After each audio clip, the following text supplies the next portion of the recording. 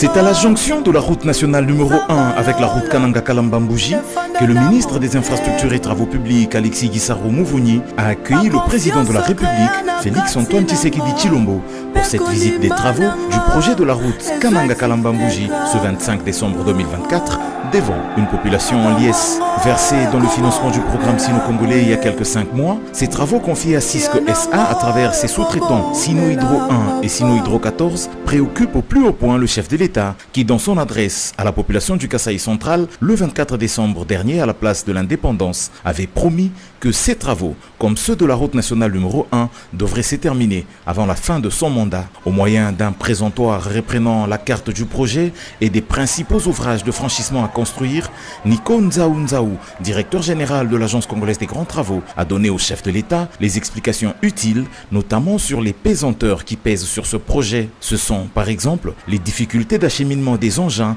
et autres matériels au vu de l'enclavement de l'espace Kasaï. Ceci est en plus exacerbé par des conditions climatiques difficiles, avec notamment une fréquence élevée des pluies qui dérange le rechargement de la couche de fondation qui est faite en latérite. Il a cependant rassuré le chef de l'État que tout sera mis en œuvre pour la réussite de ce projet qui est vital pour la région. À l'étape de l'usine de concassage qui est en cours d'installation au PK8 du projet, le président s'est vu rapporter que cette unité produira 350 tonnes de matériaux de toute granulométrie par heure, ce qui permettra d'alimenter utilement le chantier. Visitant les bases vides de 2 entreprises, le chef de l'État a apprécié l'installation et l'approvisionnement en engins qui peu à peu emplissent l'espace du garage. À terme, c'est autour de 150 engins qui sont attendus dans cet espace. Alexis Guissaro, son ministre des Infrastructures et Travaux Publics, résume.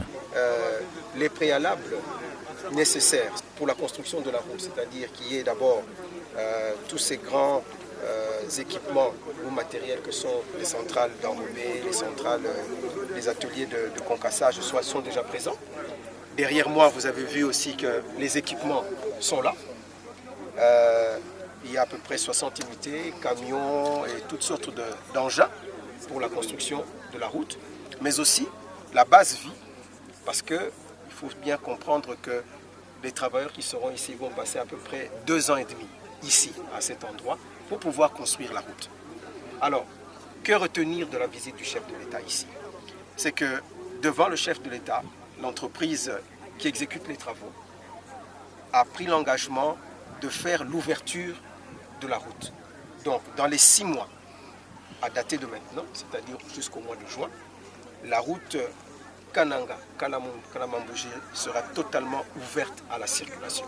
Les 230 km de ce projet que réalisera l'Agence congolaise des grands travaux avec son partenaire Cisco vont compléter les 22 en cours de construction par Arab Contractor pour que Kananga soit finalement connecté à Kalamba-Mbouji. Cette visite du chef de l'État est un élément qui va motiver les entreprises à redoubler d'ardeur et qui va également donner de l'assurance aux populations de la région qui attendent impatiemment la réalisation de cette route.